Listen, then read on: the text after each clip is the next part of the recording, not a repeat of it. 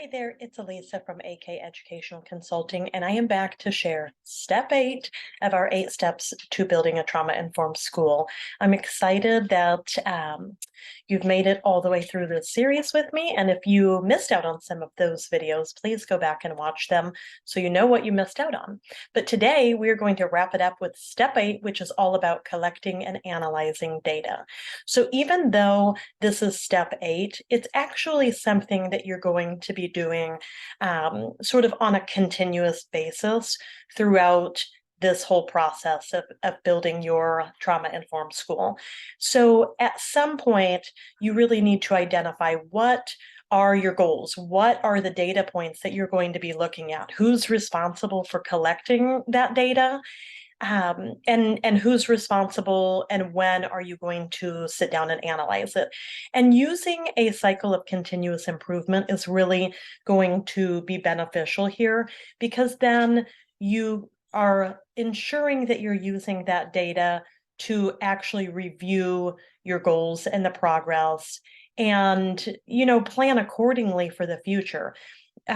It's important that we're looking at the data that we're collecting and saying what's worked well, what hasn't worked well, what changes need to be made, what adjustments do we want to make to this whole journey in the future, and then plan what those changes are and then act on them.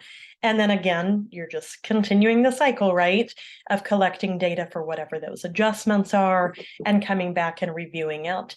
Because we want to make sure that whatever your goals are for your school and your population, that we're reaching those. So whether you're looking at behavioral referrals or whether you're looking down the line at academic data or attendance data or whatever it is, and make sure there's a mixture of both qualitative and quantitative data.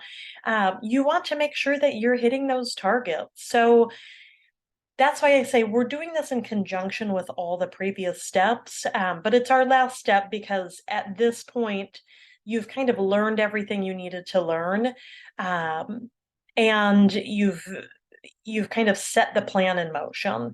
And so when you get to this last step, it's really not about working the original plan anymore. It's about making those adjustments and working the new plan to ensure that you're reaching, whatever those goals are. So I hope that you have enjoyed this series. I hope that you'll stay on the lookout for the resources that I'm going to have that will be coming out that will align to this whole process. So make sure that you are following me on all the other social media platforms that I'm on, Facebook, Instagram. I'm also on Teachers Pay Teachers, which is where a lot of my resources end up going.